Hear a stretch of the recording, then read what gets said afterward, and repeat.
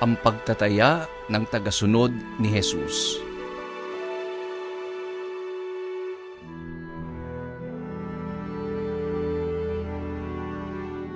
Hindi maaaring maging alagad ko ang sinumang umiibig sa kanyang ama at ina, asawa at mga anak, mga kapatid, at maging sa sarili niyang buhay ng higit sa akin.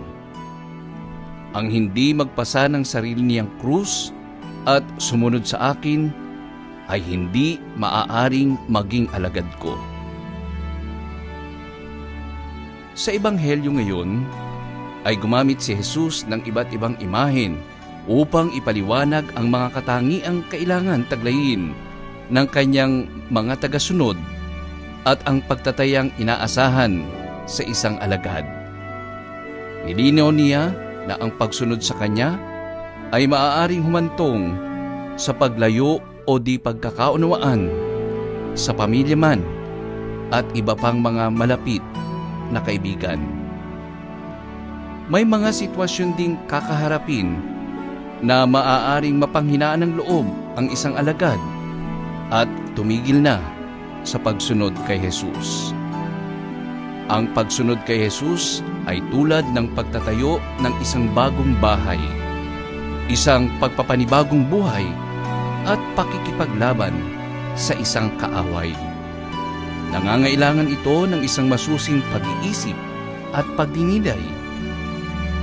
Ipinapaunawa sa atin na hindi basta-basta ang pagsunod kay Jesus.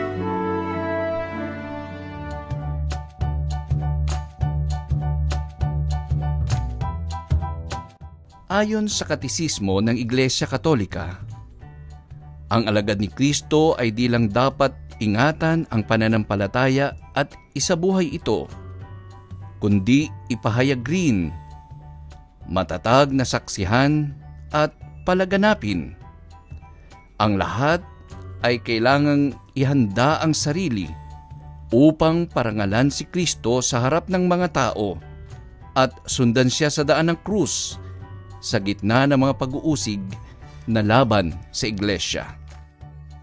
Napansin ni Jesus na marami ang sumusunod sa kanya sa pagkamangha at masigasig dahil sa mga nasaksihan nilang kanyang pagpapagaling at mga pangangaral.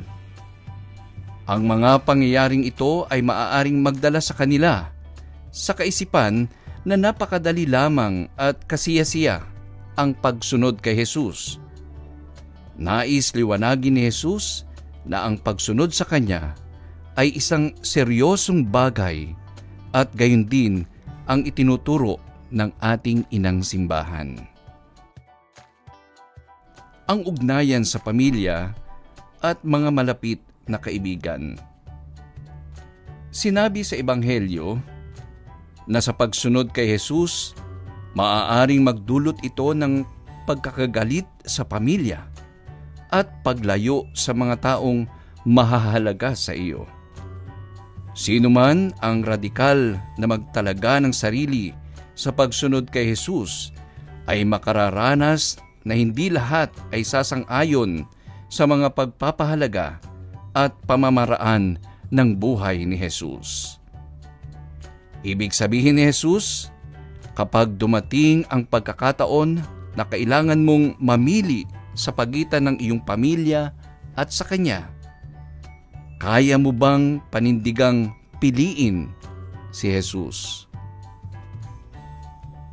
Ang disipulo ay isang tagapagtayo o builder sa Ingles.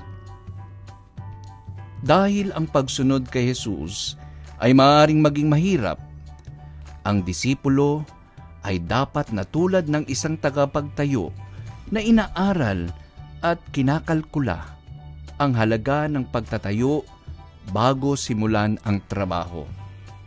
Sa parehong paraan, ang pagdedesisyon na buong pusong pagsunod kay Jesus bilang alagad ay kinakailangang pagmunihan at pag-isipang mabuti. Hindi katanggap-tanggap na ang isang alagad ay walang plano at nag-aaksaya lamang ng kanyang enerhiya na kung ilarawan natin ay isang ningas kugon lamang. Ang disipulo ay handang lumaban o fighter sa Ingles.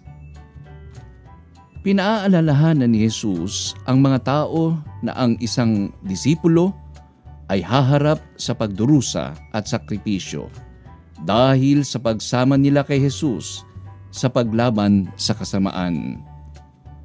Ang mga seryosong alagad ay hindi magmamadali sa pagpapasya, ngunit maupo muna tulad ni Maria sa paanan ni Jesus.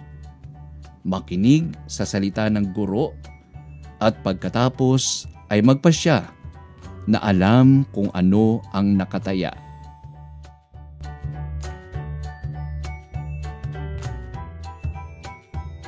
Sa panahon natin ngayon, paano kaya natin maipapakita na tayo ay alagad ni Jesus? Una, kilalanin at tanggapin si Jesus na ating tagapagligtas. Sa ating pagtanggap kay Jesus, makikilala mo ang isang Diyos na labis na nagmamahal at nagtitiwala sa iyo. Ikalawa, huwag matakot na ibahagi at sumaksi sa pananampalataya mo kay Jesus. Sa ordinaryo nating pamumuhay sa araw-araw, huwag tayong mahiya na piliin at gawin ang tama. Ikatlo, pagsumikapang pag-aralan ang iyong sinasampalatayanan. Sa pamamagitan nito ay mas mauunawaan natin ang ating pananampalataya at makikilala ng husto si Jesus.